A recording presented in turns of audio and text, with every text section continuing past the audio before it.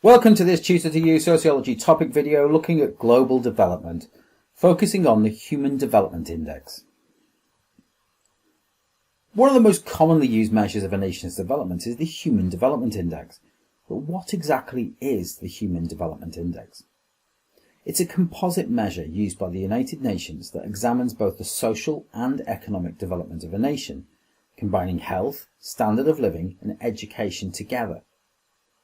Nations are allocated a score based upon these different criteria and then given an index rating between 0 and 1 for their overall development.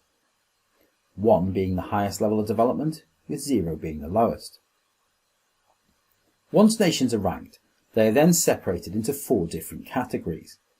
Very high human development being the highest category, followed by high human development, medium human development, and low human development. The advantage of using these measures is that it gives a more holistic view of a nation's development, rather than focusing solely on their economy or their social infrastructure. Each of the 3 different factors are measured. Health factors are measured through life expectancy at birth and then allocated to the Life Expectancy Index. Education is measured through the mean number of years of schooling that citizens can achieve, whilst the standard of living is measured through gross national income per capita. Each of these measures on their own have their disadvantages, but combining these measures provides sociologists with a better overall view of a nation's well-being, both socially and economically. Now, if you've watched our other videos in this series on social and economic measures, then you may not be surprised to see Switzerland sitting atop the HDI rankings for 2022. With high life expectancy and one of the highest GNI per capita, Switzerland scores 0.96 for human development, which is very high indeed. Other nations that we've seen, such as Norway, Iceland, Hong Kong and Australia, rank high, as do other Scandinavian nations, Sweden and Denmark, with Ireland's high GNI per capita and educational success placing it near the top of the HDI rankings too. These nations would all be seen as having very high human development.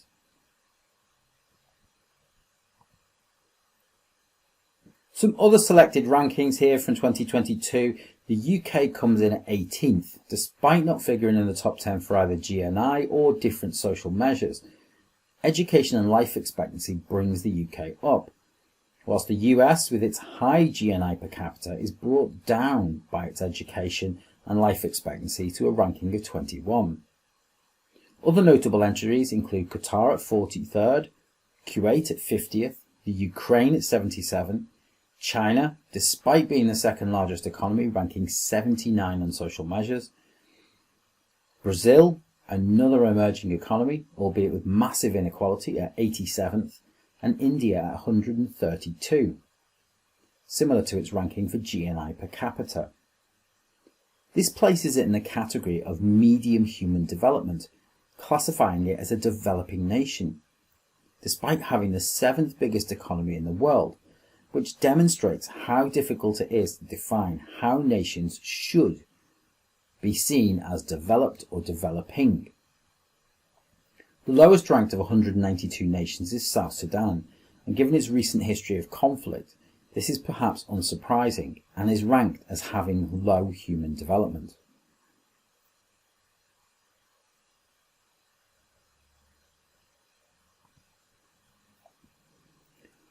Once ranked, the nations are then categorized, which gives us an idea of what nations are deemed to be in need of development and which we would see as developed. Very high human development is dominated by European nations as well as some Asian nations, Japan and South Korea, some Middle Eastern nations, the United Arab Emirates, Kuwait and Qatar, and some South American countries. In the high human development category are many of the other South American nations and Caribbean and South Pacific islands. Northern African states such as Morocco and Tunisia are also perceived as having high human development, despite internal conflicts in the early part of the 21st century. Medium human development includes less affluent nations in South America, Asian nations such as Myanmar and Cambodia, with some African nations such as Ghana and the Ivory Coast showing progress, and the low human development tier is dominated by African countries, whilst war-torn Yemen sits near the bottom of the rankings after years of violent conflict. An advantage of the HDI index is that it enables sociologists to track the progress of development. Since its inception in 1990, the Human Development Index has recorded positive movements in overall development every year, despite global crises such as the economic crisis of 2008. However, its most recent publication in 2022 highlighted the decline in development over the past 3 years, as the impacts of the COVID pandemic have led to many nations falling behind the level of human development that they had in 2019. This is in part due to the disruption to education and falling life expectancy, as COVID has impacted on the poorest nations the hardest.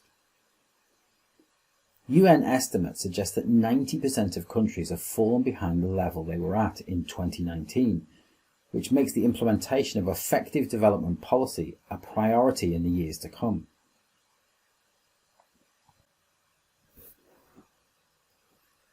As a measure of development, the HDI compiles data from both economic and social measures, which gives it greater validity and a more holistic view of a nation's development. This makes it a useful tool for policymakers. However, as it compiles both social and economic measures, it also inherits the disadvantages of both of these measurements. Inaccurate recording and variable definitions from one nation to the other may call some of the data into question. It's also useful in other measures of development, such as the Gender Deprivation Index. In examining whether nations should be measured through economic or social means, the Human Development Index offers a compromise solution. That concludes this Tutor to You Sociology topic video on global development, looking at the Human Development Index. Thanks for watching.